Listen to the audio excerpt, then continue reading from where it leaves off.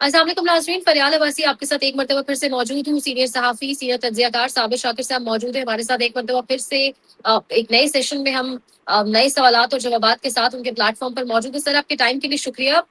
بہت سارے سوالات ہیں لیکن آغاز کریں گے. بہت اس وقت افسوسناک، تشویشناک، یعنی کیا لفظ استعمال کیا جائے، الفاظ کم پڑ جائیں گے، بلوچستان کی صورتحال.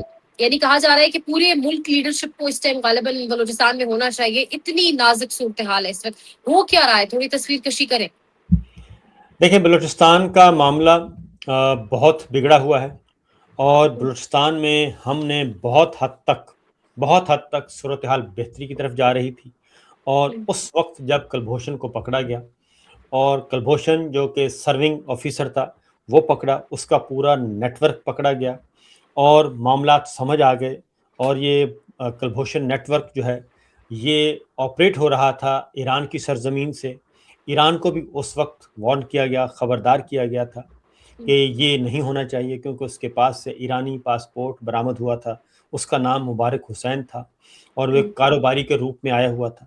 تو اتنا بڑا نیٹ ورک پکڑنے کے بعد بہت زیادہ چیزیں بہتری کی طرف بھی آنا شروع ہو گئی تھیں. لیکن اصل مسئلہ یہ ہے کہ بلوچستان میں پچھلے تقریباً 22-24 سال سے ایک ایڈ ہاک نظام چل رہا ہے.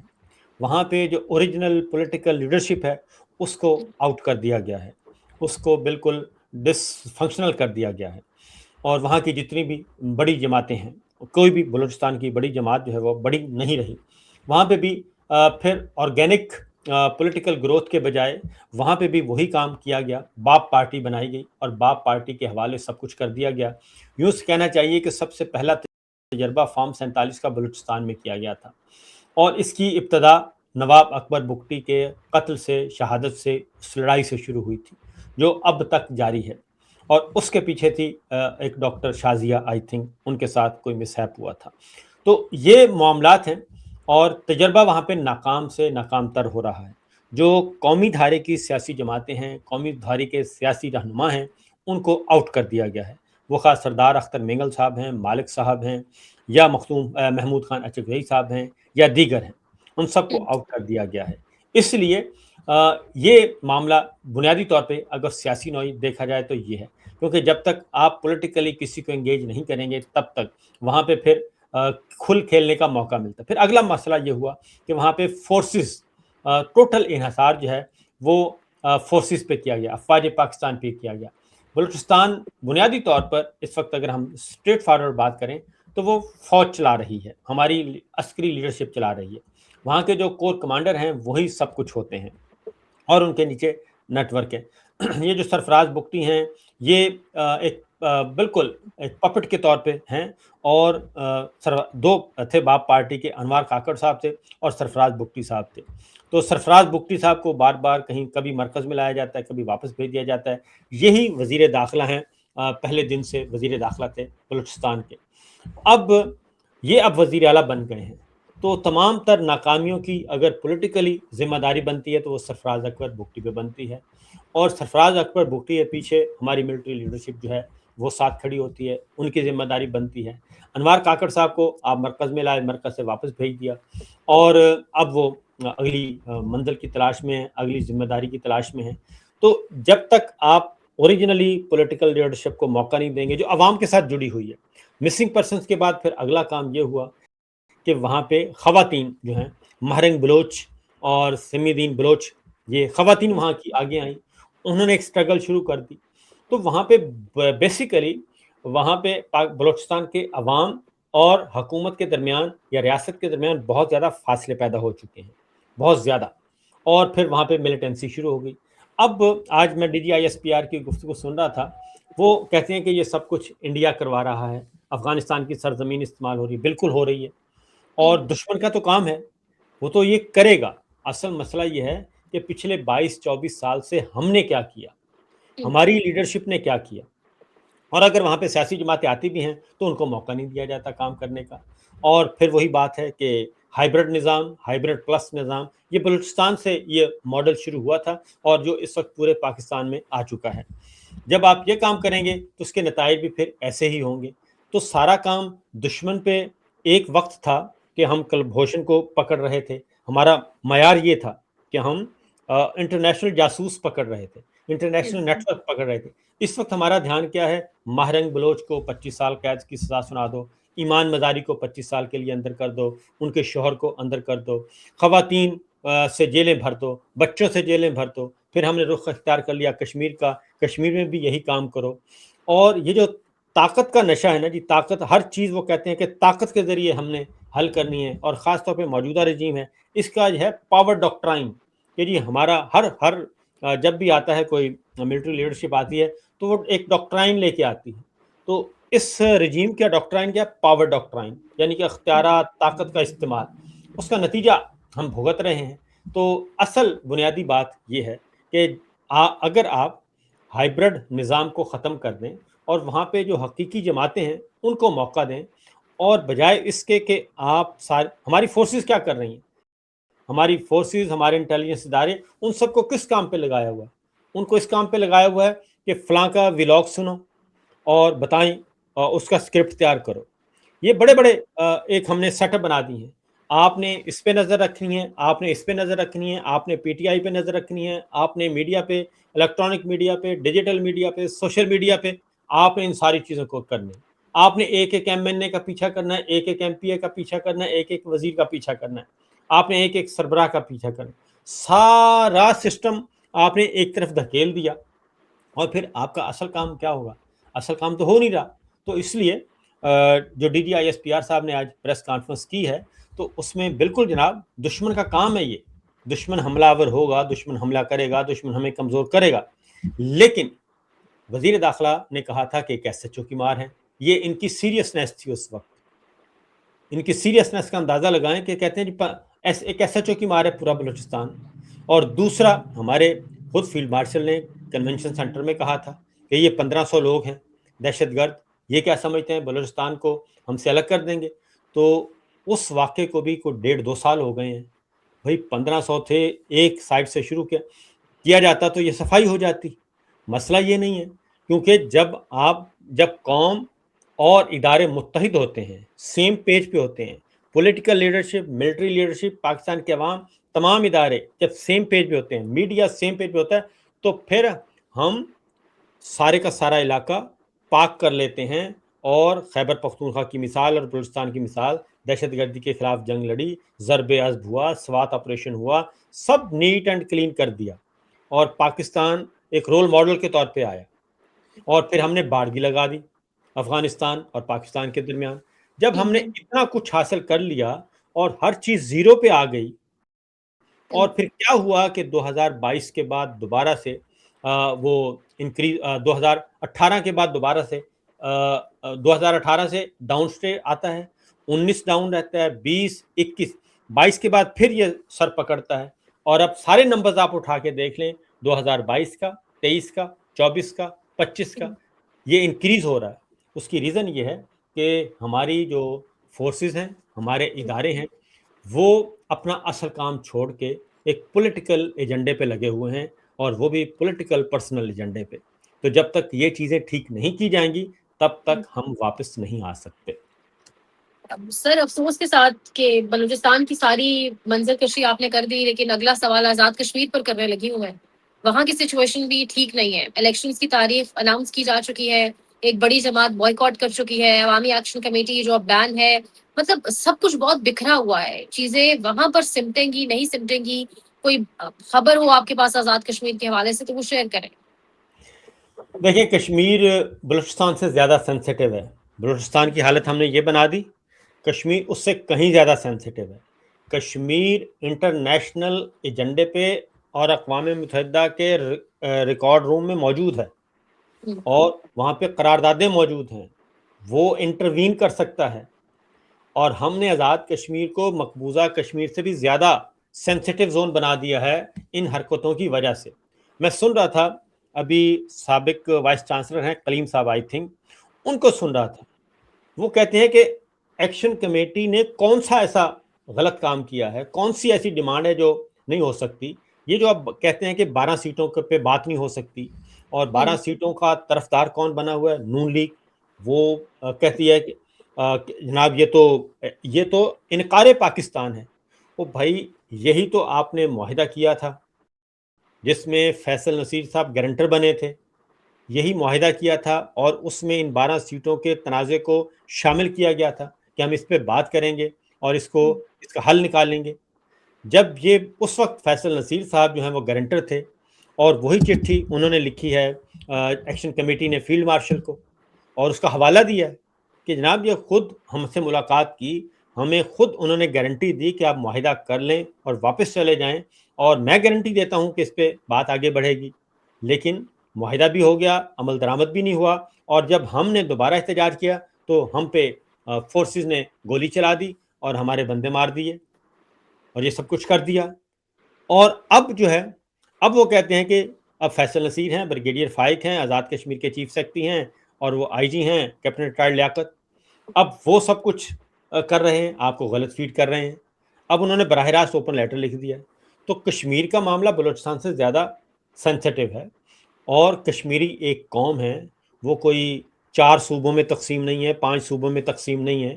ان کا معاملہ ابھی انہوں نے فیصلہ کرنا ہے، پلیبسائٹ وہاں پہ ہونا ہے، استصواب رائے جس سے کہتے ہیں رائے شماری، ووٹ ڈلنا ہے سادہ زبان میں، اور ہر کشمیری نے اپنا ایک حق کے رائے دہی استعمال کرنا ہے، ووٹ کا حق استعمال کرنا ہے کہ اس نے کیا کرنا ہے، وہ پاکستان کے ساتھ رہنا چاہتا ہے، انڈیا کے ساتھ رہنا چاہتا ہے، یا پھر کوئی کسی تھرڈ آپشن پہ۔ تو ان حالات میں آپ نے پورے کے پورے کشمیر میں آگ لگا دی، اور کشمیر ایکشن کمیٹی، جو اب اگلی خطرناک بات ہے کہ P T I bike out کر چکی ہے، کیونکہ آپ نے فارم 47 کا فیصلہ پہلے کر لیا۔ گلگت بلتستان کا الیکشن ہوا تو پہلے سے طے ہو گیا کہ فارم 47 کس کو ملے گا، نون لیگ کو ملے گا یا پیپلز پارٹی کو ملے گا، باقاعدہ طور پہ یہ ہوا۔ اور اب کشمیر کے معاملے میں بھی اب پھر دوبارہ فارم 47 تقسیم ہونا ہے، تو پی ٹی آئی نے کہا کہ ہم جا کے کیا کرنا ہے، اور اگر ایکشن کمیٹی بھی بائیک آؤٹ کا اعلان کر دیتی ہے اور عوام کو کہتی ہے کہ ہم نے ان حکمرانوں کو نہیں لے کے آنا اور ہم نے ووٹ نہیں دینا، اور یہ سارے آؤٹ ہو جاتے ہیں، تو کشمیر کی صورتحال بھی بلوچستان جیسی ہوگی، کیونکہ بلوچستان کا جو ہے آؤٹ، جو ٹرن آؤٹ ہے وہ چند 100 ووٹ ہوتے ہیں، 500 ووٹ، 700 ووٹ، 800 ووٹ اور 1000 ووٹ اور 1200 ووٹ لے کے ایم این اے اور ایم پی اے بنا دیا جاتا ہے کہ سسٹم چلتا رہے۔ تو یہ ایڈ ہاک ازم جو ہے، جو بلوچستان میں ناکام ہوا، وہ اب کشمیر میں شروع ہو رہا ہے، یہ یہاں پہ بھی ناکام ہوگا، اور دونوں ناکام بناتے ہیں۔ اور کشمیر پہ توجہ، کیونکہ بلوچستان پہ تو آپ کہتے ہیں کہ انٹیگریٹ پارٹ ہے ہمارا، آئین پاکستان کے تحت ایک فیڈرل جو ہے ہمارا یونٹ ہے، ایک فیڈریشن کا۔ کشمیر کے بارے میں تو آپ یہ بات کہہ نہیں سکتے، کیونکہ ہمارا تو ایک اصولی موقف ہے جو کہ ہے، ہونا بھی چاہیے، اس کے بارے میں تو آپ نہیں کہہ سکتے، اس کے بارے میں تو ابھی فیصلہ ہونا ہے۔ تو یہ تو آپ انٹروین کی دعوت دے رہے ہیں، اور ایک انٹرنیشنل ایجنڈا جو ہڈن کہیں نہ کہیں پڑا ہوگا، اس کو دوبارہ ری اوپن کر رہے ہیں کہ باقی چیزیں مٹائیں۔ اور اگر یہ بائیک آؤٹ ہو جاتا ہے الیکشن کا، اور وہاں پہ بھی آپ اسی طریقے سے بلوچستان ٹائپ حکومت لا کے بٹھا دیتے ہیں، تو اس کا نتیجہ کیا نکلے گا؟ اس کا نتیجہ یہ نکلے گا کہ جو ہم پچھلے 80 سال سے مقبوضہ کشمیر کے بارے میں کہہ رہے ہیں کہ وہاں پہ پپٹس بٹھا دیے جاتے ہیں، کٹ پتلی حکمران، اصل جو سیاسی جماعتیں ان کو باہر کر دیا جاتا ہے، تو وہی جو ہے ماڈل جو ہے وہ آپ یہاں پہ لے کے آ رہے ہیں۔ 2024 کے الیکشن میں 2024 کا الیکشن بھی آپ دیکھیں تو وہاں پہ بھی باقی صوبوں، باقی علاقوں میں ووٹ ٹرن آؤٹ ہوتا ہے، بلوچستان میں نہیں ہوتا، اس لیے کہ بلوچستان کے عوام وہاں سے نکل چکے ہیں، وہ کہتے ہیں کہ اور کچھ خوف سے، کچھ ادروائز، بلوچستان میں تو آپ کا کنٹرول نہیں ہے۔ اور کشمیر میں اس وقت 1 مہینہ اور 4 دن ہو گئے ہیں، 5 جون سے آن ورڈ وہاں پہ سٹرائک چل رہی ہے، وہاں پہ لاک ڈاؤن ہے، گھروں پہ لوگ محبوس ہیں، پنجاب آنے جانے والے راستے آپ نے بند کر دیے، باقی رہی صحیح کسر۔ تو یہ ان کو سمجھ نہیں آ رہی کہ ایک بند کمرے میں بیٹھ کے ایک خود ہی فیصلہ کر لیتے ہیں کہ ہر روز کسی نہ کسی کو کہہ دیتے ہیں یہ ملک دشمن ہے، یہ غدار ہے، یہ باغی ہے، ہر روز کسی نہ کسی کو تل دیا جاتا ہے، اور اس پہ لگے ہوئے ہیں۔ سر یہ ساری سچویشن ایک جانب ہے، اور اگر آپ ملکی سیاست پر بھی نظر دوڑائیں، اس میں بھی ایک عجیب ہیجان کی کیفیت ہے۔ پاکستان تحریک انصاف، 2 سوال ہیں ایک ہی سوال میں۔ ایک تو بتائیے گا کہ ہم نعرہ سنتے رہے اسٹیٹس کو کے خلاف، ایک نہیں 2 پاکستان، یہ نعرے ہمیں عمران خان نے متعارف کروائے، لیکن اب عمران خان خود جیل میں ہے، جو لوگ ان کے نام پر ووٹ لے کر اسمبلی میں گئے، ایک متنازع ترین بل پاس ہوا، اور اس بل کے حوالے سے آپ کیا کہیں گے کہ وہ تجزیہ بھی پیش کریں؟ اور اس کے ساتھ ساتھ خاموشی ہے، علیمہ خان صاحبہ نے کوئی لاہے عمل دینا تھا، وہ بھی کچھ ایگزیکٹ یا کوئی شارٹ کٹ یا کوئی آپ کا نا پرسائز سی چیز سامنے نہیں آ رہی. سہیل آفریدی صاحب بھی خاموش ہو گئے، وہ ایک اسٹریٹ کیمپین شروع ہوئی تھی، وہ بھی کہیں دکھائی نہیں دے رہی. کیا کیا چل رہا ہے پاکستان تحریک انصاف کے اندر کیمپس میں؟ میرا تو خیال ہے کہ اپوزیشن ساری جو ہے وہ اس وقت ذمہ داری کا ثبوت دے رہی ہے، اور مزید ثبوت دینا چاہیے. اس کی ریزن یہ ہے کہ اگر وہ اس وقت کوئی ایسا کام کرے تو وہ جلتی پر تیل کا کام ہوگا، کیونکہ بلوچستان میں 3 دنوں میں ایک دہشت گردی کے واقعے میں 3 دنوں کے اندر 42 جوان اور افسروں کا شہید ہو جانا یہ غیر معمولی کام ہے. یہ بہت بڑا سانحہ ہے. میں سمجھتا ہوں کہ ایک چھوٹے سے واقعے میں اس میں 42 ہمارے جوان، افسر، پولیس اور فوج کے شہید ہو گئے. اس سے بڑا نقصان اور کیا ہو سکتا ہے؟ اتنے تو ہماری پاکستان اور بھارت کی جنگ میں، پوری جنگ میں نہیں ہوئے جتنے اس دہشت گردی کے واقعے میں، انسرجنسی میں ہو گئے. تو اس دوران اگر اپوزیشن خدا نہ خواستہ وہ کوئی نہ کوئی اس سے، وہ میں کہتا ہوں یہ اپوزیشن بڑی شریف اپوزیشن ہے، انتہائی شریف ہے، وہ کوئی فائدہ نہیں اٹھا رہی. اگر ان کی جگہ پہ یہ دوسری والے اپوزیشن ہوتے تو اب تک نعرہ لگ جانا تھا، کیونکہ مریم نے نعرہ لگوا دیا تھا جی ٹی روڈ پہ، یہ جو وردی ہے، ٹھیک ہے، وہ نعرہ لگا دیا، اور انہوں نے نعرے بھی لگوائے، وردی ہے اور اس کے پیچھے فلاں ہے، وہ سب نعرے بھی لگوائے، ان کو اقتدار کے ایوانوں میں بھی بٹھایا، فارم 47 بھی دیا، ان کو حکمران بنا دیا. اب پبلک یہ کہتی ہے کہ یہ جو نعرہ لگاتا ہے اس کو تو اقتدار ملتا ہے، تو اس لیے لگائیں یہ نعرہ، کیونکہ یہ نعرہ ان کو پسند ہے. تو ان کی عقل شریف میں نہیں آ رہا. تو اپوزیشن تو میرا خیال ہے کہ بہت اچھا کر رہی ہے کہ وہ محمود خان اعتزائی بار بار کہتے ہیں کہ ہم نہیں چاہتے کوئی ایسا کام اقدام کریں کہ خدا نہ خواستہ یہ فلیئر اپ ہو معاملہ، اور پھر الزام کس پہ آئے گا؟ اپوزیشن پہ، کہ یہ دیکھیں جناب انہوں نے یہ کر دیا، بلوچستان میں آگ لگی ہوئی ہے انہوں نے یہ کر دیا، کشمیر میں آگ لگی ہوئی ہے انہوں نے کر دیا. تو اپوزیشن تو اپنا دامن بچا رہی ہے، جیسے ہم اور آپ بچا رہے ہیں. ہم تھوڑی سی بات بھی کرتے ہیں اور مقدمہ درج کر دیا جاتا ہے. تو اس لیے یہ سارا، اچھا ایک اگلی بات ایک اور بتاؤں، یہ سارا کچھ جو میڈیا ایڈوائس جاری کی گئی تھی کہ کشمیر پہ بھی بات نہیں کرنی، بلوچستان کی بھی بات نہیں کرنی، اور یہ آپ نے علی ڈار والے معاملے پہ بات نہیں کرنی، آپ نے فلاں بات میں بات نہیں کرنی، یہ میڈیا کو ایڈوائس جاری، بلیک آؤٹ کا لفظ استعمال کیا، بلیک آؤٹ کریں.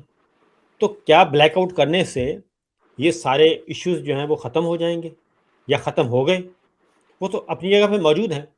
تو اگر آپ تک کوئی انڈیپینڈنٹ اوپینین میڈیا کے ذریعے سے، social media, digital media, electronic media, کہیں سے کہیں کوئی آواز پہنچ جاتی ہے تو اس آواز کو سنا کریں اور ان آوازوں کو کھولیں، کیونکہ ورنہ یہ ہوگا، یہ جو ایکشن کمیٹی نے لکھا ہے کہ جناب آپ کو غلط معلومات دی جا رہی ہیں، آپ کو غلط فیڈ دیا جا رہا ہے. اگر آپ ہر صوبے سے ایک افسر، انتہائی جونیئر افسر جو ہے کشمیر میں بھی، گلگت بلتستان میں بھی، پنجاب میں بھی، کوئٹہ میں بھی، پشاور میں بھی اور اسلام آباد میں بھی انتہائی جونیئر افسر ہوتا ہے، اگر آپ اس کے ساتھ ڈائریکٹ ہو جائیں اور کہیں کہ جناب میں آپ کو یہ ٹاسک دے رہا ہوں، آپ نے مجھے رپورٹ کرنا ہے، تو اس کے بعد پیچھے رہ کیا جاتا ہے؟ تو یہ سارے کا سارا سسٹم جو ہے وہ کلیپس کر رہا ہے. تو میرا خیال ہے کہ اپوزیشن ایک اچھا کام کر رہی ہے، اور وہ ہم اس سے کہہ رہے ہیں یہ بزدل ہے، میں دیکھ رہا ہوں سوشل میڈیا پہ بھی ہے، لگا ہوا ہے، لیکن حقیقت یہ ہے کہ وہ اپنا دامن بچا رہی ہے. ایک بات. دوسری بات جو آپ نے کہا خیبر پختونخوا بل والی، تو وہ یقیناً اس کے لیے بڑا دلگردہ چاہیے جی، اور یہ مراعات چھوڑنا اور اس طرح کی چھوٹی چھوٹی حرکتیں کرنا، اس پہ بہت زیادہ دل گردے کا کام ہے. ہمت چاہیے کہ ان چیزوں سے اوائڈ کیا جائے. اور جس نے بھی یہ حرکت کی ہے، میرا خیال ہے اس نے پی ٹی آئی کی مجموعی سوچ کو نقصان پہنچایا ہے، عمران خان کی سوچ کو نقصان پہنچایا ہے، کیونکہ اس سے اس کی ریزن ہے کہ باقی صوبوں میں یہ کام ہو رہا ہے، بالکل ٹھیک ہے، ہو رہا ہے، خیبر پنجاب میں ہو گیا، سندھ میں ہو گیا، وہاں کے ارکان پارلیمان نے، لیکن پی ٹی آئی اپنے آپ کو ان سے ڈفرینٹ، عمران خان کا جو نظریہ وہ ہے ہم ان سے مختلف ہیں، ٹھیک ہے نا. تو اگر آپ نے اس کو چلیں ملاقاتوں پہ پابندی ہو گئی، تو اگر آپ نے اس کے کم از کم منشور کو تو آگے لے کے بڑھنا چاہیے. شاید اسی لیے اب جو پریشر آیا ہے تو اب ریورس انجینئرنگ کا سوچ رہے ہیں. سر یہ بل والی بات بھی آپ نے کر دی ہے، پی ٹی آئی والی بھی سمجھداری کا مظاہرہ تو ہو رہا ہے، لیکن اس پورے پروسیس میں یعنی پھر پی ٹی آئی کے آپ کہہ لیں کہ ان کی تقریروں میں عمران خان کی رہائی ہوتی تھی، یہ جملہ وہ دہراتے ہیں تمام تر لوگ، چاہے آپ ٹاپ ٹیئر لیڈرشپ دیکھیں، سیکنڈ ٹیئر، تو وہ اب یہ عوام کو کیا جواب دیں گے؟ یعنی یہی کہا جائے گا کہ یہ وقت موضوع نہیں ہے؟ میرا خیال ہے کہ دیکھیں عوام کو کیا جواب دینا ہے. اب یہ بات تو ایک تو ہے نا بلوچستان اور کشمیر، ایک نعرہ لگانا چاہیے ان سب کو، ایک ہی نعرہ، وہ یہ ہے کہ فوج بیرکوں میں واپس جائے، ہائیبرڈ نظام کا خاتمہ ہو، یہ جو ہائیبرڈ پلس ہے اس کا خاتمہ ہو، فیلڈ مارشل جو ہیں وہ بھی اپنے عہدے پہ واپس جائیں، جو خالی عہدے ہیں فوج میں وہ پورے کیے جائیں، کیونکہ اس وقت 4 اسٹار وائس آرمی چیف کا عہدہ خالی ہے، اسے فل کریں، اسٹریٹجک پلان ڈویژن کا عہدہ خالی ہے، اسے فل کریں، اور یہ جو ایڈہاکزم چل رہا ہے اس کو فل کریں. اور دوسرا یہ ہے کہ 4 سال سے 4 ساڑھے 4 5واں سال چل رہا ہے، ایک ہی عہدے پہ افسران موجود ہیں، ان افسران کو تبدیل کریں. کیا وجہ ہے کہ آپ کو اپنے ادارے پہ اعتماد نہیں، افسروں پہ اعتماد نہیں؟ کیا وجہ ہے کہ انہی سے کام لیا جا رہا ہے 4 بندوں سے، اور انہی 4 بندوں کو آپ اپنا ہر دل عزیز مانتے ہیں؟ تو یہ بہت ساری باتیں ہیں، ان کو سوچنا چاہیے، اور یہی اپوزیشن کو ڈیمانڈ کرنی چاہیے کہ فوج واپس بیرکوں میں جائے، بلوچستان میں بھی ہائیبرڈ نظام ختم کیا جائے، مرکز میں بھی ہائیبرڈ نظام ختم کیا جائے، اور فی الفور الیکشن کی طرف بڑھیں اور الیکشن کروائیں، انڈیپینڈنٹ آزاد الیکشن کروائیں، جس کو عوام منتخب کریں اس کی طرف جایا جائے. یہ ہونا چاہیے. اور عمران خان کی رہائی کے بغیر میں پھر بھی کہوں گا کہ جب تک آپ اس معاملے میں الجھے رہیں گے، کیونکہ عمران خان کا مینڈیٹ آپ نے چوری کیا ہے. عمران خان کو 2024 میں بھی وہ الیکشن جیتا اور گلگت بلتستان میں بھی وہ الیکشن جیتا، لیکن آپ نے الیکشن چوری کر کے، مینڈیٹ چوری کر کے ڈمی لوگوں کو آپ ایوانوں میں لے آئے. اس سے مسئلہ حل نہیں ہوگا. اب یہ پولیٹیکل اپوزیشن جماعتیں ہیں، اس کو کس طریقے سے ایکسرسائز کرتی ہیں، یہ ظاہر ہے ان کی اپنی اسٹریٹجی ہے، واللہ عالم وہ کیا کر رہے ہیں. سر لاسٹلی سچویشن واپس انٹینس ہو رہی ہے ایران اور یو ایس کی. وہ سچویشن انٹینس ہونے کے ساتھ ہی جیسے ہی سیز فائر کی وائلیشن ہوئی، پاکستان میں آپ دیکھیں کچھ باقاعدہ گروپس ایکٹیویٹ ہو گئے، کچھ صحافی جو کہہ رہے ہیں کہ سیز فائر کی وائلیشن کے پیچھے ایران ہے، ایران نے غلطی کر دی.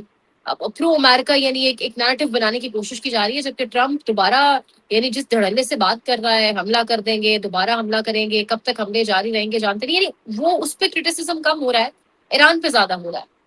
دیکھیں ہمارے حکمران جو ہیں وہ پہلے دن سے ایران کے اتحادی تو ہیں نہیں، اور یہ ویو پہلے بھی آئی تھی، آپ کو یاد ہوگا کہ ایک پہلے بھی میڈیا خاص گروپ نے ایک اینٹی ایران کمپین شروع کی تھی. تو اب دوبارہ شروع کی گئی ہے. اس کا مطلب بڑا واضح ہے کہ پاکستان جو ہے وہ اس سے باہر نکل چکا ہے.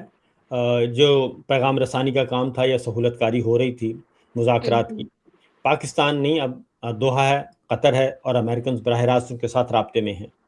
تو پاکستان کا رول اب وہ نہیں رہا پاکستان کے حکمرانوں کا.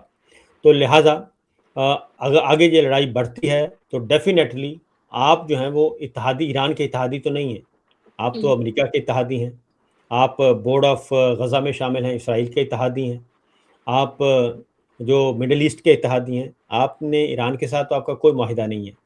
تو آپ کچھ ہی دن پہلے یہ بھی کہا گیا کہ جس کو ایران پسند ہے وہ ایران چلا جائے، اور پھر اللہ کا کرنا ایسا ہوا کہ ساروں کو ایران جانا پڑا، اور بار بار جانا پڑا، اور بہت دفعہ جانا پڑا. تو اس لیے یہ بڑا بول نہیں بولنا چاہیے. تو ہماری جو ایک وہ کہتے ہیں نا، ہماری جو پالیسی ہے، ہڈن پالیسی، وہ تو پرو امریکہ ہی ہے. سر بہت شکریہ آپ کے ٹائم کے لیے، تھینک یو سو مچ.